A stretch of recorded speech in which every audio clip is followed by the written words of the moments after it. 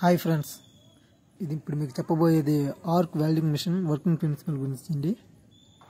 ఈ ప్రిన్సిపల్ అనేది ఒక ఆర్క్ వెల్డింగ్ యంత్రం. ఈ ఏఆర్సి 200G మిషన్ అండి. దీన్ని పవర్ ఆన్ చేసుకొని ఈ ఆర్క్ను రూపొందించడానికి విద్యుత్ని ఉపయోగిస్తుంది.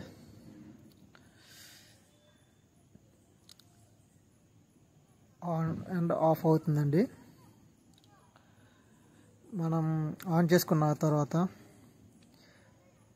ఇది గ్రౌండ్ ఎర్త్ అండి. ఈ గ్రౌండ్ ఎర్త్ కేబుల్ని మనం ఫిక్స్ చేసుకోవాలి. ఇది ఫిక్స్ చేసుకున్న తర్వాత మనకి హోల్డర్ కేబుల్ ఒకటి ఉంటుందండి. హోల్డర్ కేబుల్ అండి.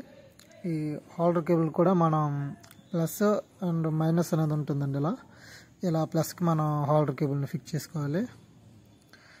చేసుకున్న తర్వాత అటువైపు మైనస్ ఏమో గ్రౌండ్ ఎర్త్ కేబుల్ అండి, ఇటువైపు ఏమో హోల్డర్ కేబుల్. ఇది అలాగనే ఎలక్ట్రో రాడ్ ఉంటుంది కదండి, ఎలక్ట్రో రాడ్ని ఒకటి తీసుకుంటాం మనం.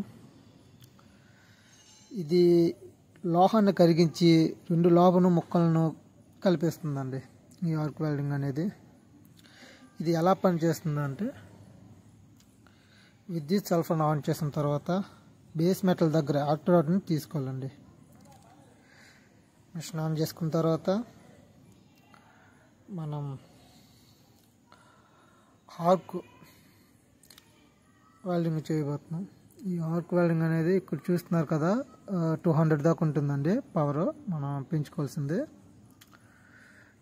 తగ్గించుకున్నది ఇది, పెంచుకున్నది అండి. ఇది మనకి మామూలు మెటల్ మనం రెగ్యులర్గా యూజ్ చేసేది అయితే 140 అలా సరిపోతుందండి.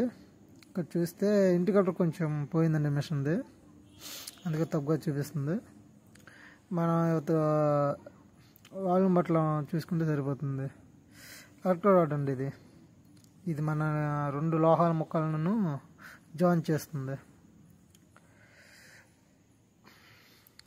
గ్రౌండ్ కేబుల్ అండ్ ఎర్త్ కేబుల్కి మనం ఈ హోల్డర్ని ఆర్క్ చూపిస్తుంది. అలానే రెండు లోహ ముక్కలను పట్టుకొని తీసుకుని రెండిట్లో ఉమ్మడి దగ్గర పెట్టి మనం ఇలా చేస్తే సరిపోతుందండి. కరిగిన రెండు మెటల్ ముక్కల మధ్య చెమ చేయబడుతుంది. కరిగిన రెండు లోహ ముక్కల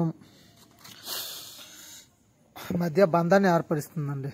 చూస్తున్నారు కదా, ఆర్క్ కరిగి ఆ రెండు